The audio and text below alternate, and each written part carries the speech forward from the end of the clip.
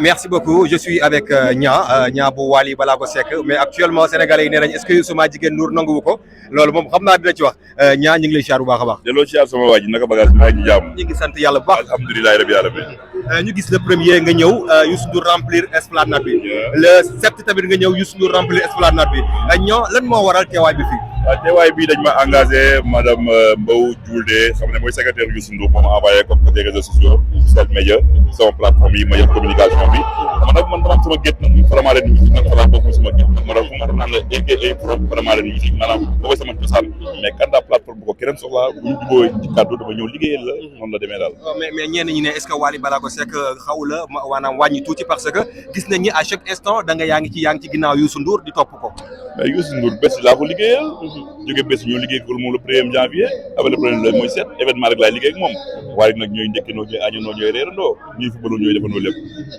waaw Youssou Ndour ñu nominé ko mu bokk ci 200 meilleurs artistes yi au monde mu nekk à la 69e place ki nga xamante ni moo di Queen Biz génn di wax ju ñaaw ci moom que ni Youssou Ndour mérité wul loolu. man nag man nopp gar mi laa yor man du ma dégg lu ñaaw du ma dégg loo xam ne lu bon la li may gis mooy Youssou Ndour mu ngi liggéey mu ngi avancé suma artiste mu ngi liggéey mu ngi avancé man sama plateforme maa ngi liggéey maa ngi avancé mais lépp luy média ko loolu lépp luy critique man du ma déglu.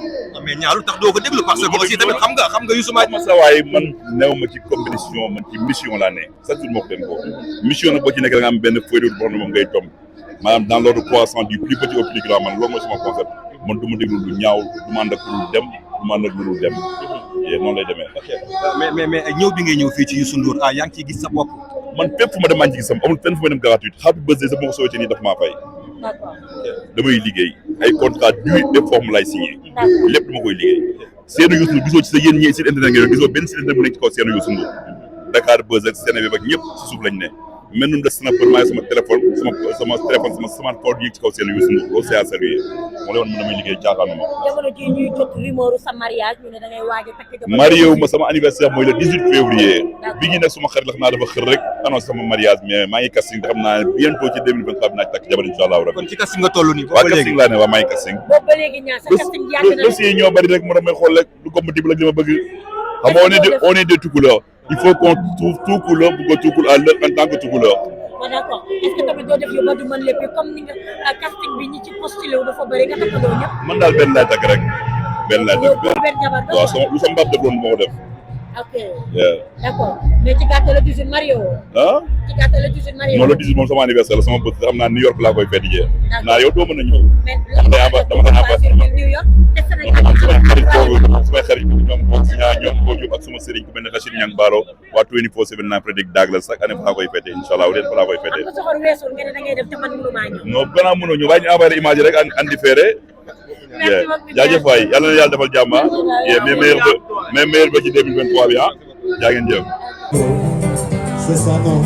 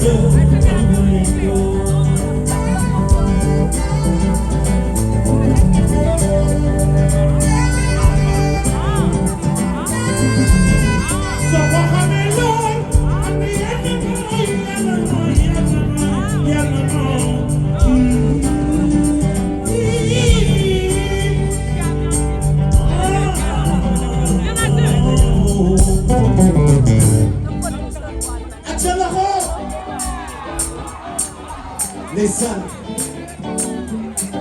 na dox yi dégg ma xool teg suma waxtaan ak sama njëgën bu ci day yokku su ko tegee ma daal di fàtte man de jël ma gën doon bi c'est l'amour c'est l'amour c'est l'amour suma la rombee di dem nga foog ne leen ko tax apparence bi tax na la xamuloo ne ci na c'est l'amour c'est